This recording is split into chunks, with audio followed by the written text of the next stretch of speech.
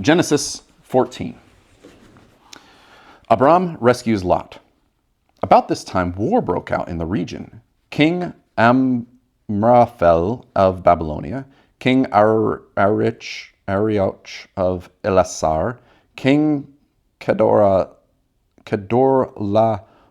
of Elam, and King Tidal of Goyim fought against King Bera of Sodom, King Bersha of Gomorrah, King Shinab of Admah, King... Where did all these kings come from? King Shemeber of Zemaboya, and the king of Bela, also called Zor. Seriously, where did all these kings just kind of come from? Like Abram, and we barely got through the Tower of Babel, and Noah, and all these kings just appeared. I mean, what are they doing? The second group of kings joined forces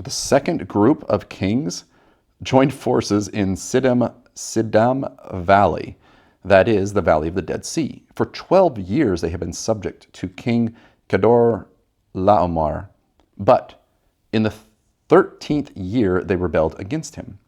1 year later, Kedorlaomer and his allies arrived and defeated the Rephaites at Ashteroth Karnaim, the Zuzaites at Ham, the Emites at Shavav Kiraathai, and the Horites at Mount Ser, as far as El Paran and the edge of the wilderness. I really screwed those names up, sorry. Then they turned back and came to En Mishpat, now called Kadesh, and conquered all the territory of the Amalekites, and also the Amorites living in Kazazarn Tamar.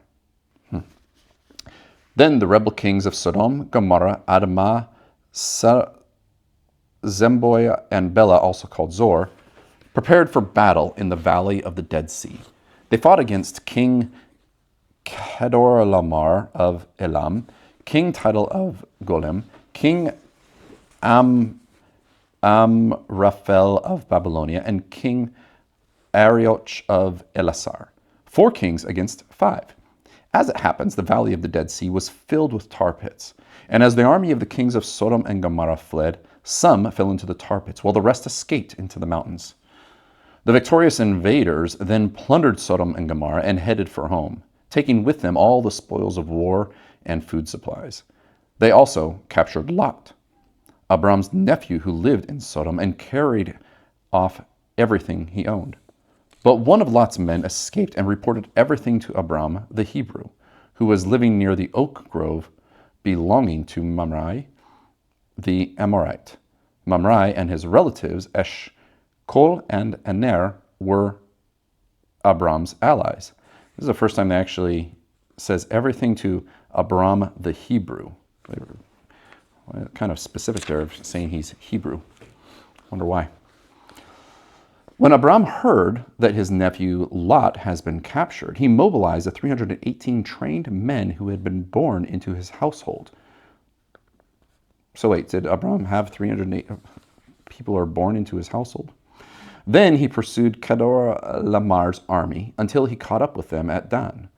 There he divided his men and attacked during the night.